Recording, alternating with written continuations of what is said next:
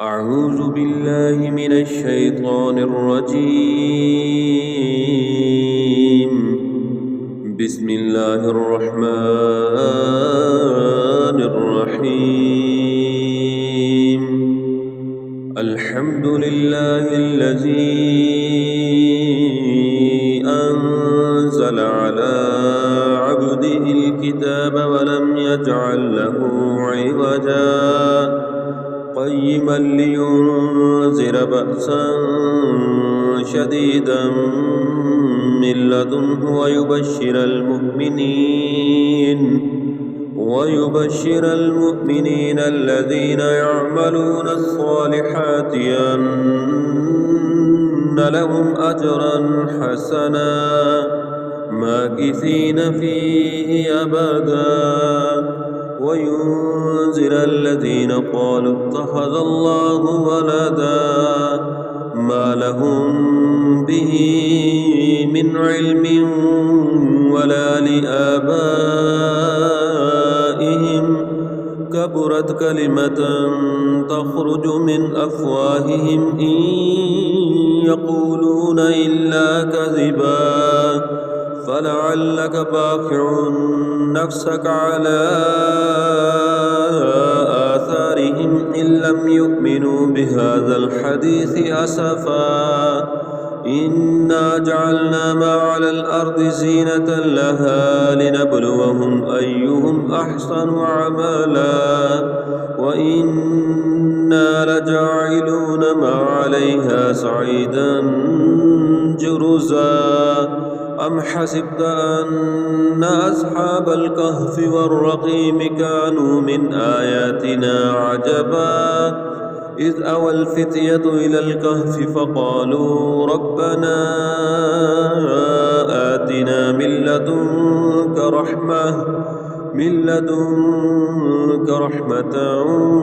وهيئ لنا من أمرنا رشدا فضربنا على آذانهم في الكهف سنين عددا ثم بعثناهم لنعلم أي الحزبين يحصى لما لبثوا أمدا نحن نقص عليك نبأهم بالحق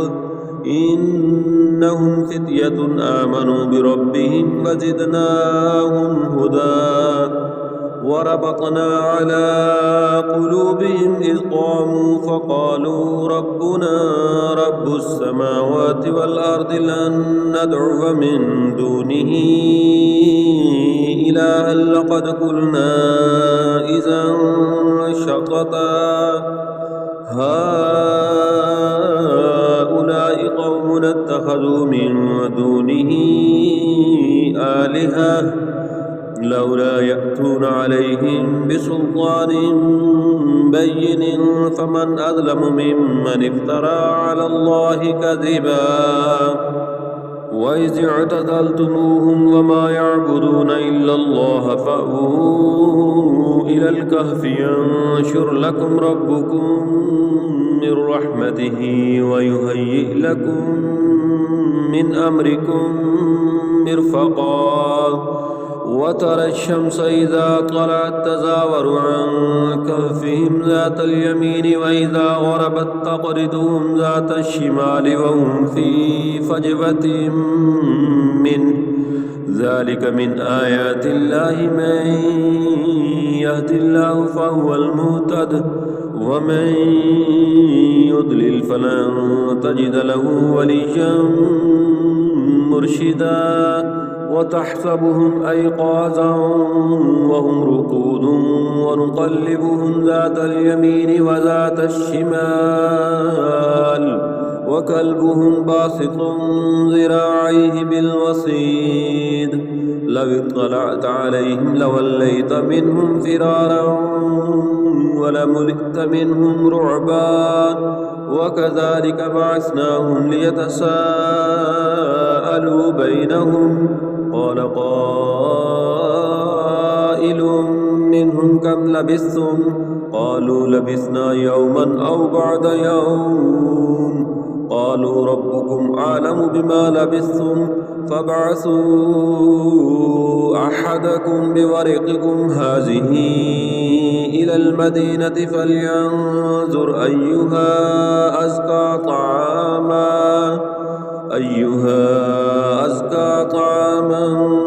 فليأتكم برزق منه وليتلطف ولا يشعرن بكم أحدا إنهم إن يظهروا عليكم يرجموكم أو يعيدوكم في ملتهم ولن تفلحوا إذا أبدا وكذلك عسرنا عليهم ليعلموا أن وعد الله حق وأن الساعة لا ريب فيها إذ يتنازعون بينهم أمرهم فقالوا ابنوا عليهم بنيانا ربهم أعلم بهم قال الذين غلبوا على أمرهم لنتخذن عليهم مسجدا سيقولون ثلاثة رابعهم كلبهم ويقولون خمسة سادسهم كلبهم رجما بالغيب ويقولون سبعة وثامنهم كلبهم قل ربي أعلم بعدتهم ما يعلمهم إلا قليل فلا تمار فيهم إلا مراء ظاهرا ولا تستفت فيهم منهم أحدا ولا تقولن لشيء إني فاعل ذلك غدا إلا أن يشاء الله واذكر ربك إذا نسيت وقل عسى أن يهديني ربي ليقرب من هذا رشدا ولبثوا في كهفهم 300 سنين وازدادوا 9 قل الله أعلم بما لبثوا له غيب السماوات والأرض يبصر به وأسمعه ما لهم من دونه من ولي ولا يشرك في حكمه أحدا واتل ما أوحي إليك من كتاب ربك لا مبدل لكلماته ولن تجد من دونه ملتحدا واصبر نفسك مع الذين يدعون ربهم بالغداة والعشي يريدون وجهه ولا تعد عيناك عنهم تريد زينة الحياة الدنيا ولا تطع من أغفلنا قلبه عن ذكرنا واتبع هواه وكان أمره فرطا وقل الحق من ربكم فمن شاء فليؤمن ومن شاء فليكفر إنا أعتدنا للظالمين نارا أحاط بهم سرادقها وإن يستغيثوا يغاثوا بماء كالمهل يشوي الوجوه بئس الشراب وساءت مرتفقا إن الذين آمنوا وعملوا الصالحات إنا لا نضيع أجر من أحسن عملا أولئك لهم جنات عدن تجري من تحتهم الأنهار يحلون فيها من أساور من ذهب ويلبسون ثيابا خضرا من سندس واستبرق متكئين فيها على الأرائك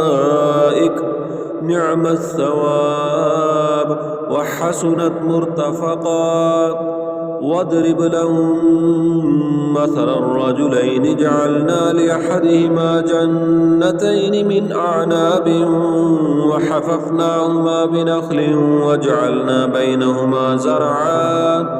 كلتا الجنتين آتت أكلها ولم تظلم منه شيئا وفجرنا خلالهما نهرا وكان له ثمر فقال لصاحبه وهو يحاوره منك مالا وأعز نفرا ودخل جنته وهو ظالم لنفسه قال ما أظن أن تبيد هذه أبدا وما أظن الساعة قائمة ولئن رددت إلى ربي لاجدن خيرا منها منقلبا قال له صاحبه وهو يحاوره أكفرت بالذي خلقك من تراب ثم من نطفة ثم سواك رجلا لكنه الله ربي ولا أشرك بربي أحدا ولولا إذ دخلت جنتك قلت ما شاء الله لا قوة إلا بالله إن ترني أنا أقل منك مالا وولدا فعسى ربي أن يؤتيني خيرا من جنتك ويرسل عليها حسبانا من السماء فتصبح صعيدا زلقا أو يصبح ماؤها غورا فلن تستطيع له طلبا وأحيط بثمره فأصبح يقلب كفيه على ما أنفق فيها وهي خاوية على عروشها ويقول يا ليتني لم أشرك بربي أحدا ولم تكن له فئة ينصرونه من دون الله وما كان منتصرا هنالك الولاية لله الحق هو خير ثوابا وخير عقبا واضرب لهم مثل الحياة الدنيا كماء إن أنزلناه من السماء فاختلط به نبات الأرض فأصبح هشيما تذروه الرياح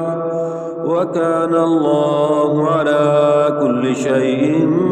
مقتدرا المال والبنون زينة الحياة الدنيا والباقيات الصالحات خير عند ربك ثوابا وخير أملا ويوم نسير الجبال وترى الأرض بارزة وحشرناهم فلم نغادر منهم أحدا وعرضوا على ربك صفا لقد جئتمونا كما خلقناكم أول مرة بل زعمتم أن لن نجعل لكم موعدا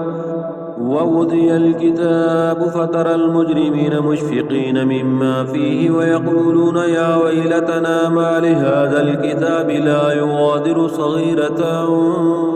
ولا كبيرة إلا أحصاها ووجدوا ما عملوا حاضرا ولا يظلم ربك أحدا وإذ قلنا للملائكة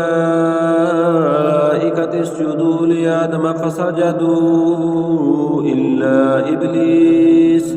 كان من الجن ففسق عن أمر ربه أفتتخذونه وذريته أولياء من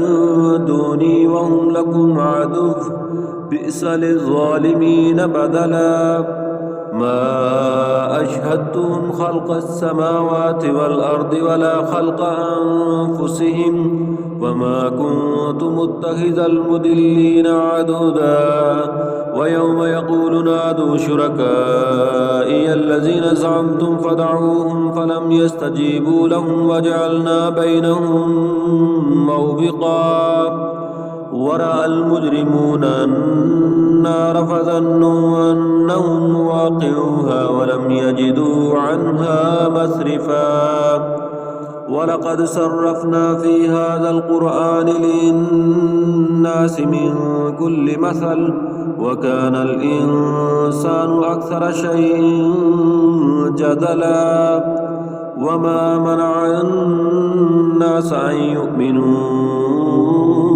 إذ جاء ربهم إلا أن تأتيهم سنة الأولين أو يأتيهم العذاب قبلا وما نرسل المرسلين إلا مبشرين ومنذرين ويجادل الذين كفروا بالباطل ليدحدوا به الحق واتخذوا آياتي وما أنذروا هزوا ومن أظلم ممن ذكر بآيات ربه فأعرض عنها ونسي ما قدمت يداه إنا جعلنا على قلوبهم أكنة أن يفقهوه وفي آذانهم وقرا وإن تدعوهم إلى الهدى فلن يهتدوا إذا أبدا وربك الغفور ذو الرحمة لو يؤاخذهم بما كسبوا لعجل لهم العذاب بل لهم موعد لن يجدوا من دونه موئلا وتلك القرى أهلكناهم لما ظلموا وجعلنا لمهلكهم موعدا وإذ قال موسى لفتاه لا أبرح حتى أبلغ مجمع البحرين أو أمضي حقبا فلما بلغا مجمع بينهما نسيا حوتهما فاتخذ سبيله في البحر سربا فلما جاوز قال لفتاه آتنا غداءنا لقد لقينا من سفرنا هذا نصبا قال أرأيت إذ أوينا إلى الصخرة فإني نسيت الحوت وما أنسانيه إلا الشيطان أن أذكره واتخذ سبيله في البحر عجبا قال ذلك ما كنا نبغي فارتد على آثارهما قصصا فوجد عبدا من عبادنا آتيناه رحمة من عندنا وعلمناه من لدنا علما قال له موسى هل أتبعك على أن تعلمني مما علمت رشدا قال إنك لن تستطيع معي صبرا وكيف تصبر على ما لم تحط به خبرا قال ستجدني إن شاء الله صابرا ولا أعصي لك أمرا قال فإن اتبعتني فلا تسألني عن شيء حتى أحدث لك منه ذكرا فانطلقا حتى إذا ركبا في السفينة خرقها قال خرقتها لتغرق أهلها لقد جئت شيئا إمرا قال ألم أقل إنك لن تستطيع معي صبرا قال لا تؤاخذني بما نسيت ولا ترهقني من أمري عسرا فانطلقا حتى إذا لقيا غلاما فقتله قال قتلت نفسا زكية بغير نفس لقد جئت شيئا نكرا قال لم أقل لك إنك لن تستطيع معي صبرا قال لم أقل لك إنك لن تستطيع معي صبرا قال إن سألتك عن شيء بعدها فلا تصاحبني قد بلغت من لدني عذرا فانطلقا حتى إذا أتيا أهل قرية استطعما أهلها فأبوا أن يضيفوهما فوجد فيها جدارا يريد أن ينقض فأقامه قال لو شئت لاتخذت عليه أجرا قال هذا فراق بيني وبينك سأنبئك بتأويل ما لم تستطع عليه صبرا أما السفينة فكانت لمساكين يعملون في البحر فأردت أن أعيبها وكان وراءهم ملك يأخذ كل سفينة غصبا. وأما الغلام فكان أبواه مؤمنين فخشينا أن يرهقهما طغيانا وكفرا فأردنا أن يبدلهما ربهما خيرا منه زكاة وأقرب رحما. وأما الجدار فكان لغلامين يتيمين في المدينة وكان تحته كنز لهما وكان أبوهما صالحا فأراد ربك أن يبلغا أشدهما ويستخرجا كنزهما رحمة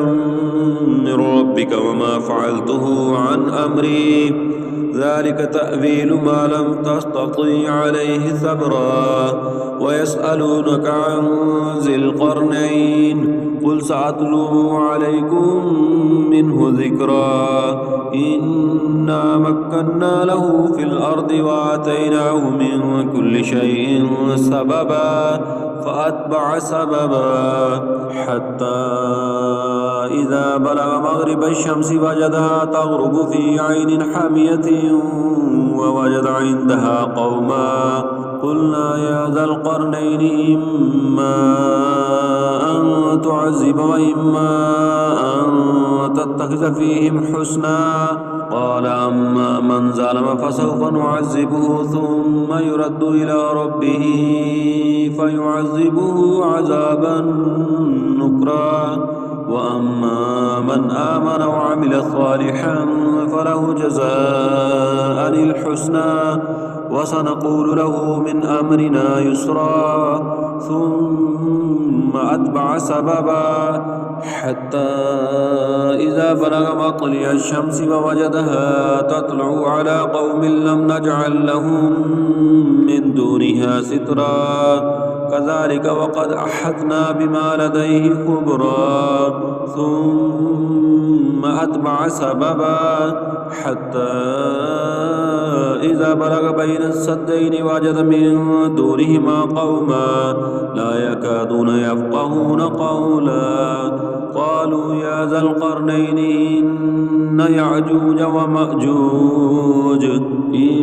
إن يأجوج ومأجوج مفسدون في الأرض فهل نجعل لك خرجا على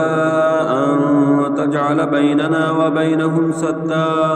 قال ما مكني فيه ربي خير فأعينوني بقوة أجعل بينكم وبينهم ردما آتوني زبر الحديد حتى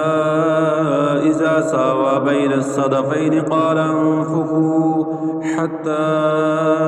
إذا جعله نارا قال آتوني يفرغ عليه قطرا فما استطاعوا أن يظهروه وما استطاعوا له نقبا قال هذا رحمة